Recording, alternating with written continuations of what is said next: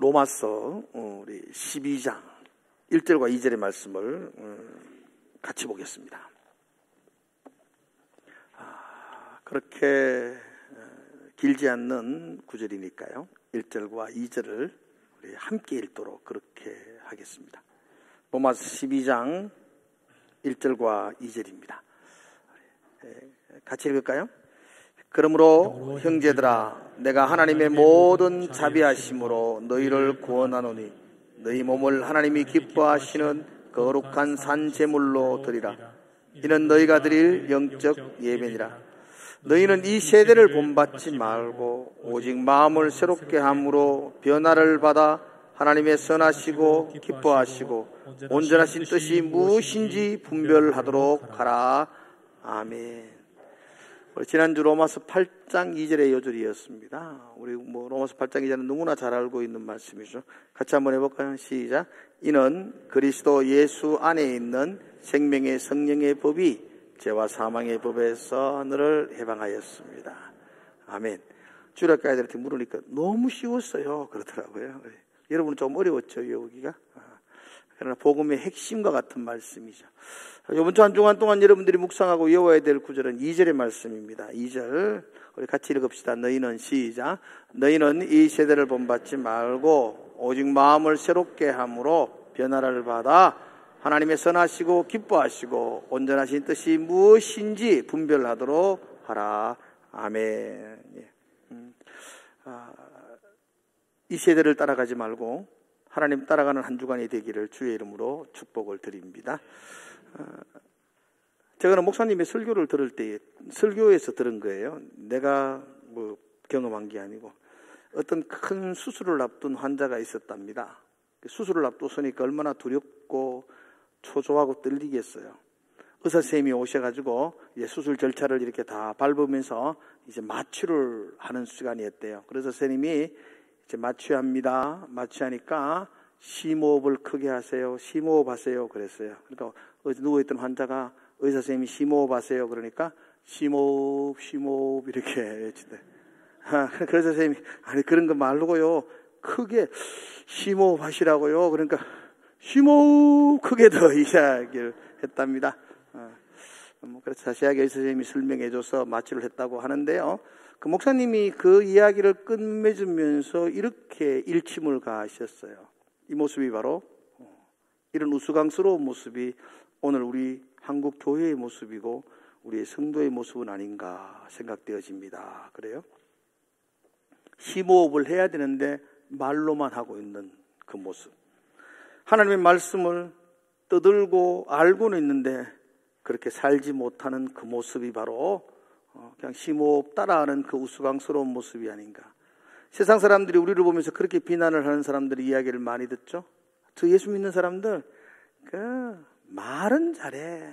아이고 저 사람들은 말은 얼마나 잘하는지 몰라. 말 잘한다는 것은 굉장한 칭찬이거든요. 그런데 그게 비난의 소리가 되었죠. 말은 잘해. 그게 비꼬는 소리가 되었죠. 왜 그렇게 되었는가? 우리가 말만 하기 때문이 아닌가요?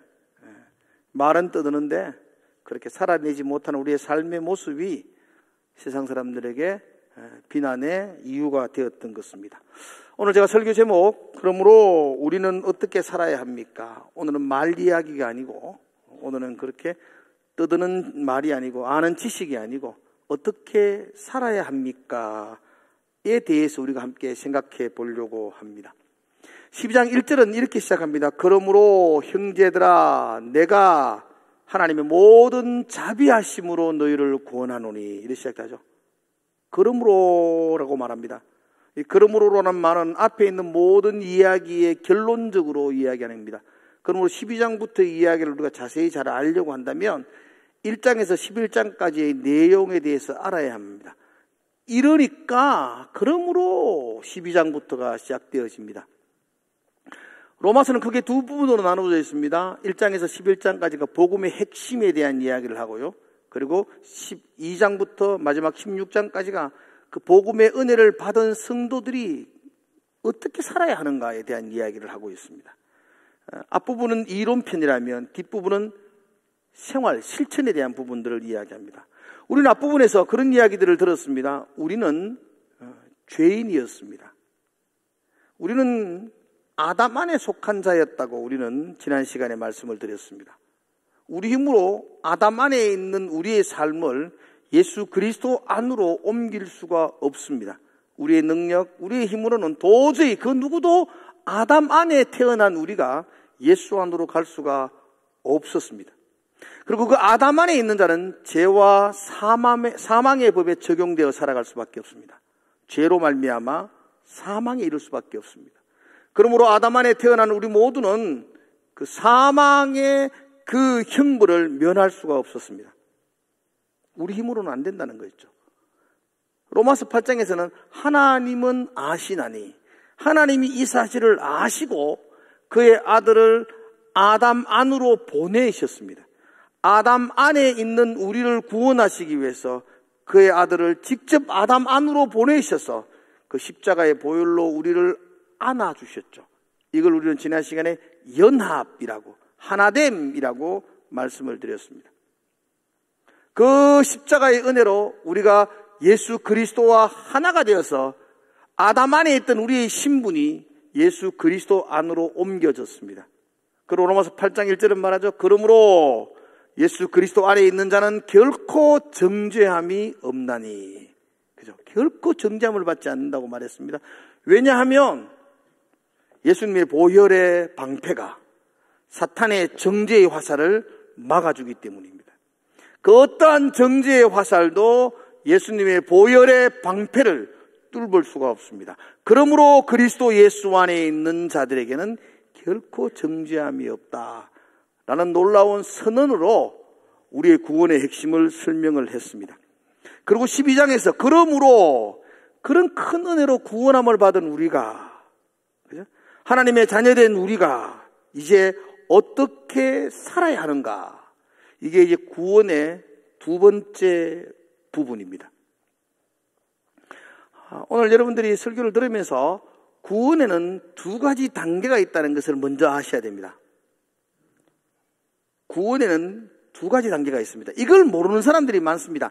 그래서 이단들에게 넘어가고 대꾸 못하는 경우가 많습니다. 구원에는 두 가지 단계가 있습니다. 하나는 신분이 변화되는 단계입니다. 우리가 죄인의 신분으로 있다가 예수님을 통해서 의인의 신분으로 바뀝니다. 이걸 신분의 변화라고 말합니다. 이 신분의 변화는 단시간에 이루어집니다. 즉각적으로 이루어집니다. 바울이 다메섹 도상에서 예수님 만나고 완전히 신분이 변화되죠. 죄시 집안에 있던 사람이 의시 집안 사람이 되는 거죠. 이것을 그렇게 단시간에 이루어져서 우리는 이것을 구원의 적각성이라고 말하기도 합니다. 그리고 이 신분의 변화는 한 번으로 끝납니다. 자꾸 변화되는 거 아닙니다. 죄시에서 의시가 되었다가 또 죄시 갔다가 의시 왔다가 여러 번 이래 결혼하는 건 별로 좋지 않습니다. 한 번입니다. 죄시에서 의시로. 신분의 변화는 단회성입니다. 아멘이세요? 그죠? 여러분은 죄시입니까? 의시입니까? 아멘. 여러분은 신분의 변화를 경험한 사람입니다. 예수 그리스도의 십자가의 보혈로 우리의 신분이 죄인에서 의인으로 바뀌어졌습니다.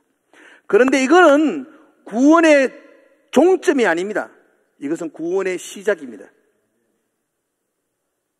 이제 신분의 변화를 이룬 사람은 두 번째 단계로 넘어가셔야 됩니다. 그 두 번째 단계가 수준의 변화입니다.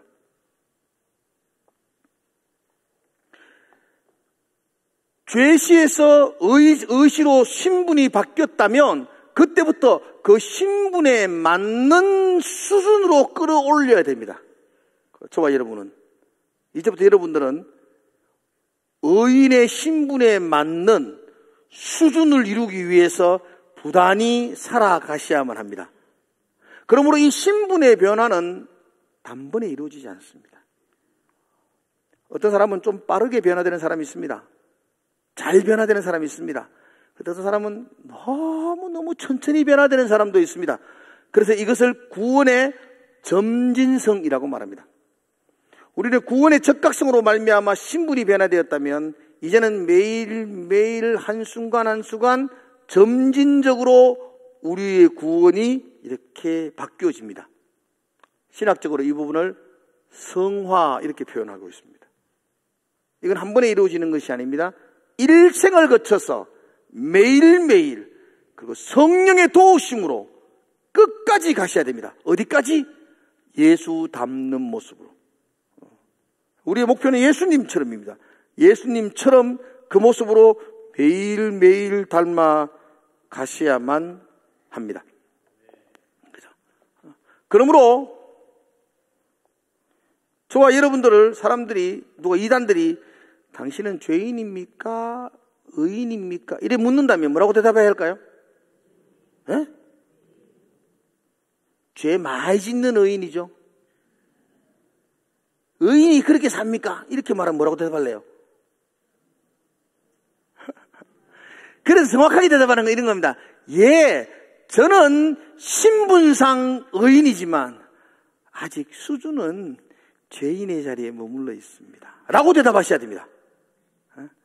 아주 신분이 바뀌었음에도 불구하고 좀 몬된 자리에 여전히 있는 죄인도 있습니다. 그러니까 덜 몬된 자리로, 악한 놈에서 덜 악한 자리로 우리는 날마다 바뀌어지고 있습니다. 그래서 예, 저는 신분상 의인입니다. 그러나 수준이 여전히 죄인에 머무를 때도 있습니다. 그러나 점점 좋아집니다. 그래서 우리는 그것을 공사 중이다 이런 표현을 썼죠. 공사 중 편말이 뭐죠?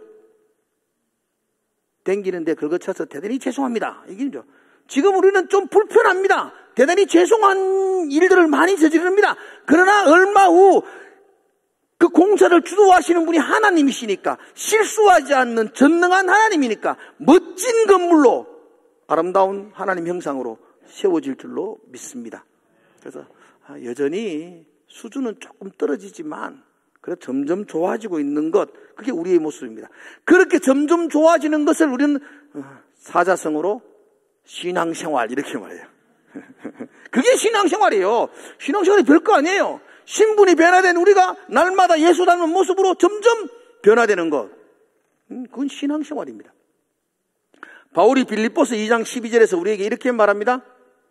두렵고 떨림으로 너희 구원을 이루라 이랬습니다. 이건 우리의 신분의 변화를 위해서 예수라는 말이 아닙니다. 두렵고 떨림으로 매일매일 너의 구원을 이루어 나가라. 예수 닮은 모습으로 너의 수준을 올려나가라. 그렇게 말합니다. 신분이 변화된 사람들에게 거룩한 부담은 날마다 수준이 그 신분에 맞도록 올라가는 것, 끌어올리는 것, 이것이 우리의 삶입니다. 쉬울까요? 어려울까요? 여러분 스스로 생각해 보십시오. 예수 닮은 모습으로 날마다 변화되는 그 삶이 쉬울까요? 어려울까요? 어렵다. 어려운 분이 있는 반면에 쉬운 분도 있죠. 쉽죠? 그럼 야멘 한번 해보세요. 쉬운 사람 두 사람 있잖아요. 쉽죠? 쉬운 분도 있습니다. 그리고 억수로 어려운 분도 있고요. 예수님이 우리에게 너 신분에 걸맞는 수준의 삶을 올려야 돼. 오늘 여기도 이렇게 말하죠. 여기도 산제사로 너희 몸을 드려야 돼. 이게 사실 어렵다고 생각되어지지만 어떻게 다른 면으로 보면 그렇게 어려운 일은 또 아닌 것 같아요. 저는 사실 수영을 잘 못합니다. 그래서 이렇게 물이 내 몸 좀 가슴 넘어가면 두렵습니다. 그리고 바다에 가도 어디 강에 가도 가슴 높이의 이로는 안 갑니다. 그래서 저는 날 이렇게 배꼽 있는 데까지 와가지고 개 헤엄치면서 계속 놉니다. 재밌을까요? 안 재밌을까요? 재미있습니다. 여러분, 개 헤엄도 얼마나 재미있는지 모릅니다. 재미있습니다. 그래, 여러분, 수영을 잘 하시는 분들은 깊은 바다 속에 잠수하고 오랫동안 바다를 구경하고 또 올라와서 또 막 수영을 하고, 여러분, 개 훔치고 노는 개가 재밌을까요? 깊은 바닷속을 자유롭게 하는 그분이 재밌을까요? 예, 저도 재밌습니다. 근데 그분이 느끼는 기쁨과 그분이 느끼는 그 감격과는 제가 비교할 수 없습니다. 저는 그게 걸맞지 않습니다. 운동도 마찬가지입니다, 여러분. 탁구도 그냥 똑딱 이렇게 쳐도 재미는 있지만 그냥 스매싱을 하고 이렇게 하는 사람들의 기쁨하고는 비교할 수 없습니다. 맨날 똑딱 이래 하면요, 조금밖에 안 재밌습니다. 신앙생활 마찬가지입니다, 여러분들. 얕은 신앙의 물가에서 천멍거리며 사는 것도 그래도 그 뭐 재미는 있지만 깊은 거룩한 수면 속에서 하나님과 깊은 친밀함 속에서 그 몸으로 그 물을 만끽하며 그렇게 살아가는 그 거룩함에서 오는 기쁨은 세상에서 주는 그 쓰레기 같은 기쁨과는 비교할 수 없습니다.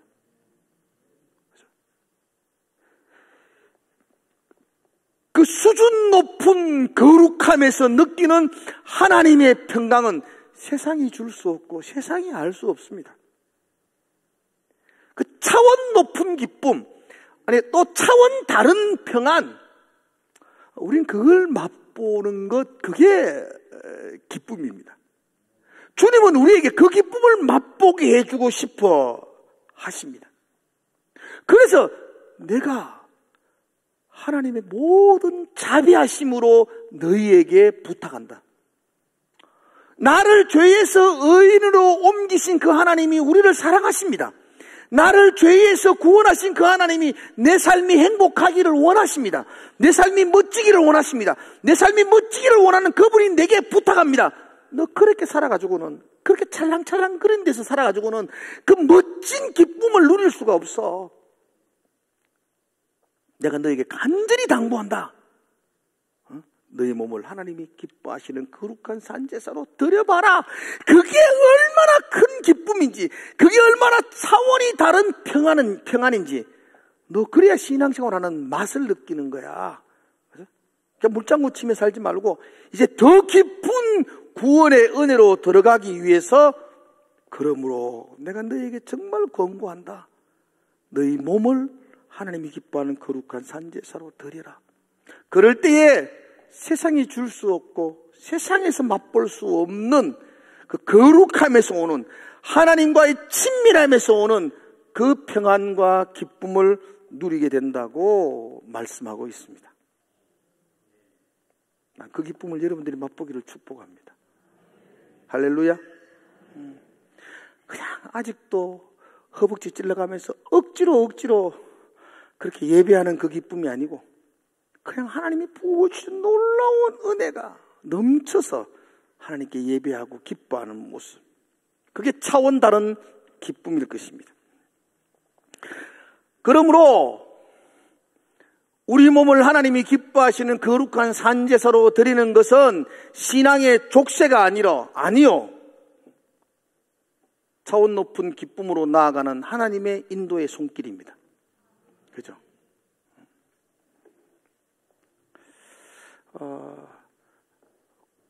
구약에는 제사가 있고 신약에는 예배가 같은 의미로 사용되어지죠. 그리고 구약의 제사에는 가장 중요한 게 제물입니다.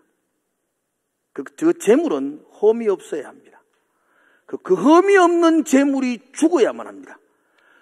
흠이 있는 내가 죽어야 되는데 흠이 없는 제물을 죽임으로 흠 있는 내가 살아나는 것입니다. 그게 구약의 제사입니다. 그래서 신약의 예배에도 제물이 있어야 된다고 말합니다.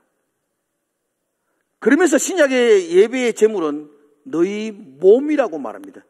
너희 몸을 거룩한 산 제물로 드려라고 그렇게 말합니다. 여기서 몸은 단순히 여러분 보이고 있는 육체만을 말하는 게 아닙니다. 쇼마라는 단어를 쓰는데 이 쇼마라는 단어는 영이라는 푸뉴마라는 단어와 함께 사용되어집니다. 그러므로 푸뉴마, 우리 영이 분리된 것, 이게 육체가 아닙니다. 영과 함께, 이게 육체입니다. 전인격적인 예배. 여러분들의 몸을 하나님이 기뻐하는 거룩한 산제사로 드려라고 말합니다. 그러면서 단순한 그 몸덩어리가 아니고 마음, 영혼, 그 푸뉴마가 함께하는 예배를 드리라고 말합니다. 보십시오. 여러분들이 우리 몸이 있잖아요.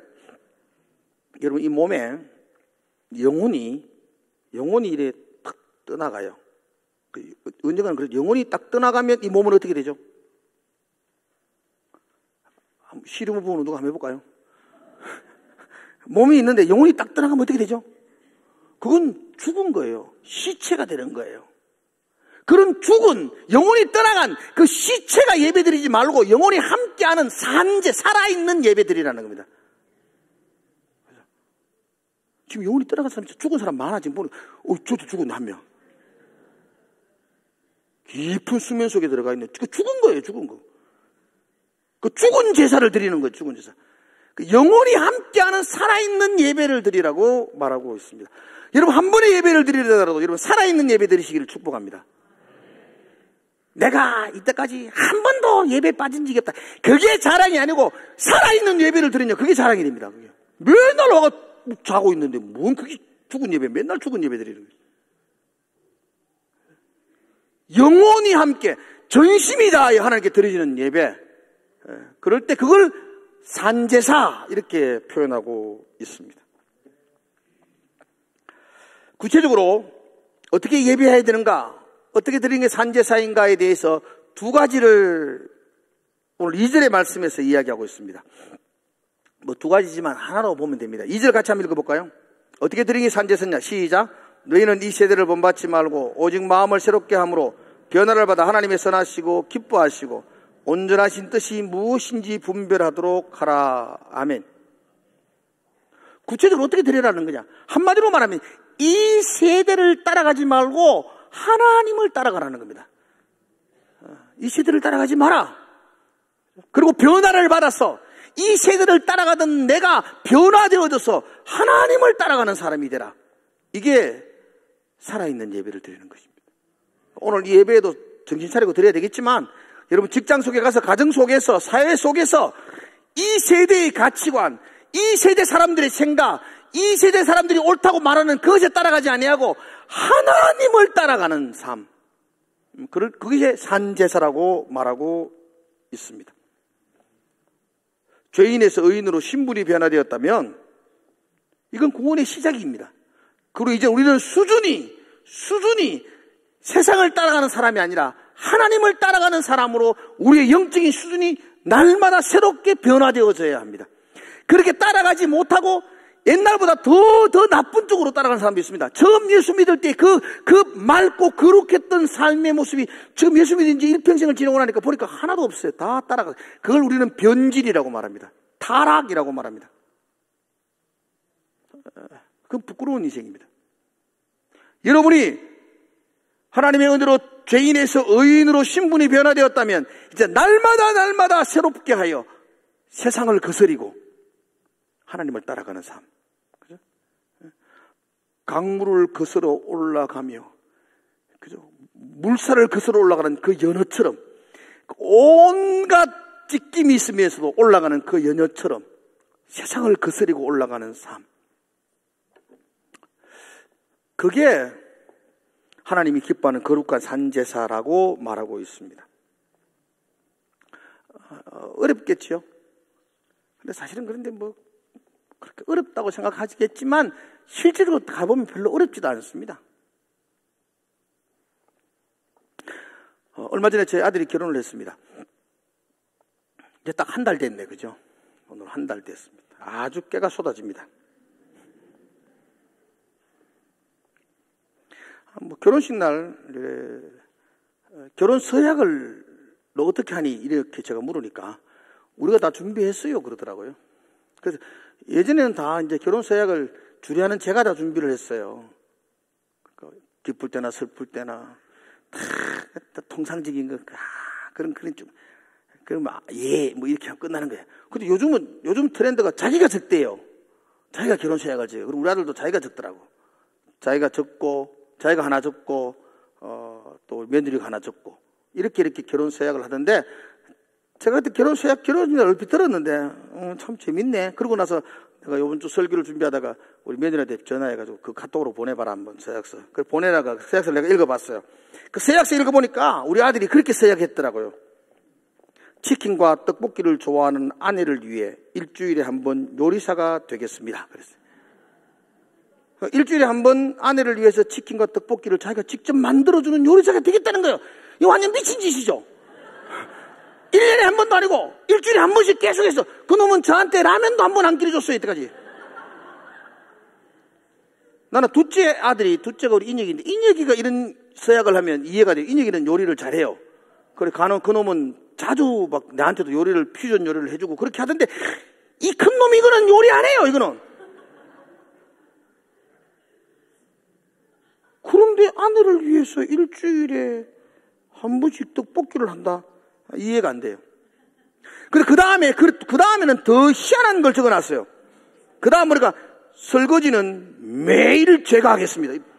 이 정신 나간 거지. 설거지를 지가 계속 하겠대요. 이 결혼 서약이죠, 이게. 그럼 얘가 집에서 설거지 하는 놈이냐? 안 해요. 1년에 한 번 겨우 자기 보시가 지고 할 수 없이, 할 수 없이 할 때는 있는 거 봤지만, 지가 스스로 기쁨으로, 오늘 설거지 하겠습니다. 이런 경우를 본 적이 없어요. 근데 결혼할 때는 매일 평생 아내를 위해서 설거지를 하겠답니다. 제가 이거 며느리한테 카톡으로 보내달라고 하면서 잘하고 있나 그러니까 잘해요. 야, 너희들이 포항에서 저희들이 사니까 적적할 것 같아. 야, 적적하니까 밤에도 좀 외출도 나가지. 그러니까 외출 나갈 여기가 없대. 왜? 그러니까 우리 민정이가 퇴근만 하면 청소한대요. 그 집에 계속. 정신 나간 놈이에요. 우리 집에서 한 번도 안 했어요. 그런 거. 근데 요즘은 퇴근만 하면 청소 계속 하고 설거지하고 막 이렇게 하느라고 밖에 나갈 얘기가 없더라. 이러더니. 잘하고 있나 그러니까 참 잘하고 있다 그러더라고요. 여러분 결혼을 한번 생각해 보십시오. 여러분도 결혼 다 하셨잖아요. 결혼을 한번 이렇게 생각해 보십시오. 여러분 가만히 생각해 보면요. 이 결혼 서약서지만 사실 가만히 면밀하게 따져가 그 외에도 많은 게 있는데 사실 따져보면 이게 노예 계약서예요. 이거 완전히 구속이에요. 노예고 구속이 당하는 겁니다. 결혼이 그런 것 같아요. 결혼만큼 구속되는 게 없어요. 결혼하고 나면요. 내 눈을 내 맘대로 못 봅니다. 아무거나 쳐다봤다가는 난리 납니다. 내가 가고 싶은 건 마음대로 못 갑니다. 허락받아야 됩니다. 여보 가도 돼? 이렇게 해야 됩니다. 가라! 안 가면 못 갑니다. 내 몸인데 내가 왜 못 가느냐고. 근데도 눈치 살살 봐야 됩니다. 그리고는 온갖 잔소리 다 듣습니다. 아내하고 둘이 있으면 나는 완전 파렴치한 나쁜 놈입니다. 계속해서 이야기 듣다 보면 내가 세뇌됩니다. 나는 정말 죽을 놈이다. 정말 소망 없는 놈이다.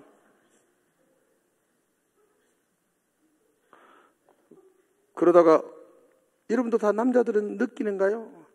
아내가 친정간낙하면 복음이죠. 할렐루야, 할렐루야. 괜히 설레이고 뭘 할 거라고 설레이는지 모르겠어요. 저는 안 그렇습니다. 저는 우리 안에 친정 없습니다. 안 갑니다. 그런데도 왜 결혼을 하죠? 그런데도 불구하고 결혼을 유지하는 이유가 뭐죠? 왜 지금 갈라서지 않고 계속해서 살고 있어요? 정 때문인가요? 나는 정 때문이 아닙니다. 여전히 사랑하기 때문입니다. 사랑하기 때문에.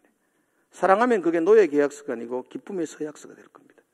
사랑하면 그게 그렇게 힘들지 않습니다. 그게 즐겁고 기쁘고 함께하는 게 행복합니다. 시시콜콜 간섭하는 것도 사랑하면 그게 아름다운 노래처럼 들릴 때도 있습니다. 사랑하기 때문에. 사랑하면 자발적인 기쁨으로 달려갈 수 있게 됩니다.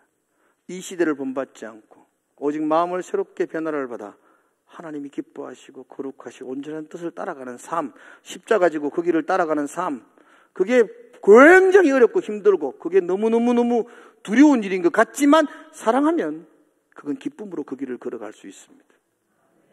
하나님을 사랑하십시오. 그리고 하나님의 사랑을 날마다 점검하십시오. 그 사랑이 나를 그 길을 춤추며 걸어갈 수 있도록 인도해 줍니다. 오늘 그 부분에 대해서 이렇게 말하죠. 그러므로 형제들아 내가 하나님의 모든 자비하심으로 너희를 구원하노니 너희 몸을 하나님이 기뻐하시는 거룩한 산제사로 드리라. 너희가 드릴 영적 예배다. 이 세대를 본받지 말고 오직 마음을 새롭게 하여 하나님의 온전한 뜻을 따라 살아가라. 그게 아주 너무너무 힘들고 어려운 족쇄처럼 느껴지지만 아니요, 하나님 사랑하면 그게 더 차원 깊은 거룩함으로 하나님과 더 수준 높은 친밀함으로 나아가는 통로가 되고 그 속에서 주는 기쁨과 평안은 세상의 그 무엇과도 비교할 수 없을 것입니다. 난 우리의 신앙의 수준이 여기까지 나가시기를 주의 이름으로 축복을 드립니다. 이 기쁨과 이 평안을 누리시기를 또 한 번 축복을 드립니다. 제가 한 가지 이야기만 하고 설교를 마치겠습니다.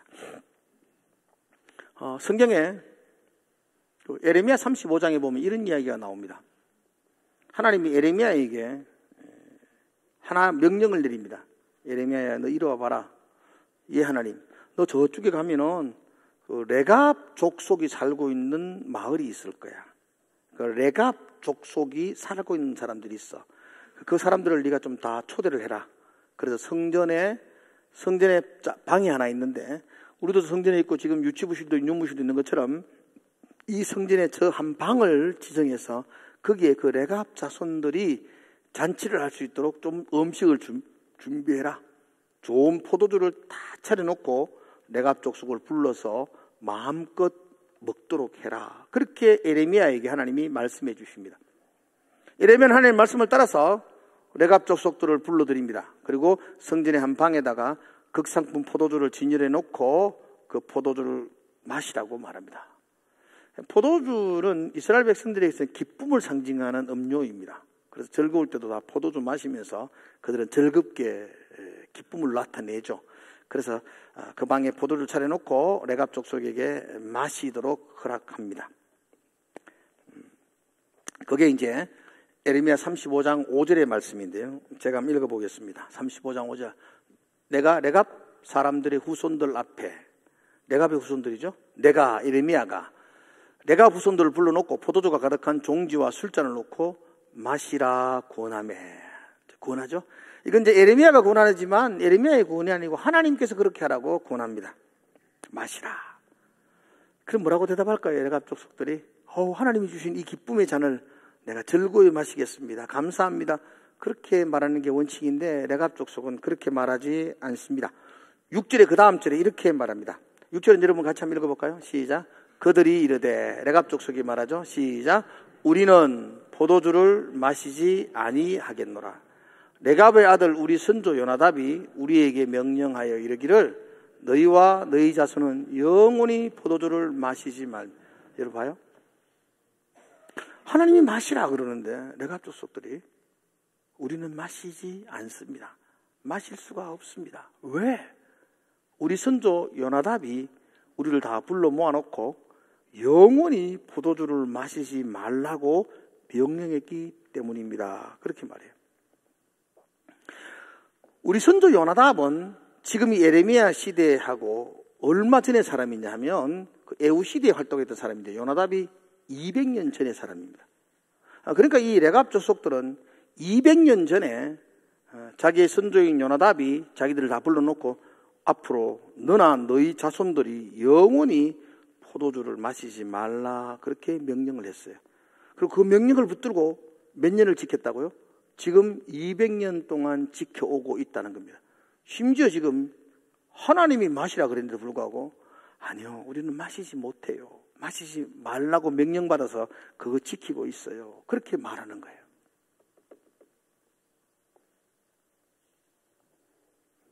그런데 성경의 창세기부터 계시록까지 그럼 왜 레갑의 후손인 요나답이 자기 자손들에게 포도주 마시지 말라 그랬지? 이유에 대해서 왜 그랬지? 이유에 대해서 아무리 찾아봐도 없어요. 그래서 모든 신학자들이 연구를 해도 그 이유를 모른다는 겁니다. 몰라요. 다른 말 이유는 몰라요. 이유를 모르는데 200년을 그 말씀을 지키고 살아가고 있다는 겁니다. 레갑의 후손이 이스라엘의 어느 족속일까요? 이스라엘은 12지파가 있죠. 12지파가 이스라엘 선민이고 나머지는 다 이방인이죠. 12지파, 루벤, 갓, 아셀, 그리고 또 어디 있습니까? 유다, 레위, 베냐민. 레갑은 어느 지파일까요? 12지파 가운데 없어요. 레갑은 이방인입니다. 겐 족속입니다. 겐 족속. 미디안의 광야 족속이고 가나안의 본토 족속입니다. 모세의 장인이 겐 족속이거든요. 그의 후손들입니다. 이방인들입니다. 이스라엘 백성들이 개나 돼지처럼 취급하는 이방인들입니다. 그런데 그들이 선조의 명령을 200년을 지금 지키고 있습니다. 여러분, 내가 지키는 건 별 문제. 우리 아버지가 내보고 너 평생 이렇게 해. 예, 알겠습니다. 내가 아버지가 들었기 때문에 그렇게 할 수 있죠. 그런데 내 아들의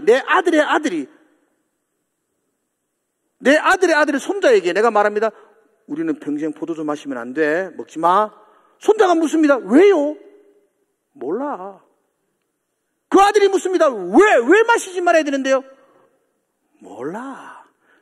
먹지 말래. 그게 200년 동안 이어지고 있습니다. 왜? 몰라. 먹지 말해. 먹지 말으면 안 먹으면 돼. 안 먹지 마. 지금 하나님이 선자 예레미야를 통해서 레갑의 후손들을 불러서 이렇게 하는 이야기, 이 그림을 지금 이스라엘 백성들에 보여주고 예레미야에게 보여주는 이유가 있어요. 그 이유를 35장 14절에 이렇게 말합니다. 여러분 14절 한번 보세요. 자, 같이 한번 읽어볼까요? 35장 14절 같이 읽을게요. 시작. 레갑의 아들 요나답이 그의 자손에게 포도주를 마시지 말라 한 그 명령은 실행되었다. 200년 동안 지금 그 명령은 실행되고 있다는 겁니다.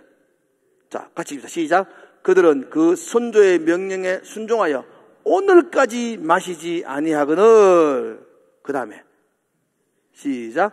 내가 너희에게 말하고 끊임없이 말하여도 너희는 내게 순종하지.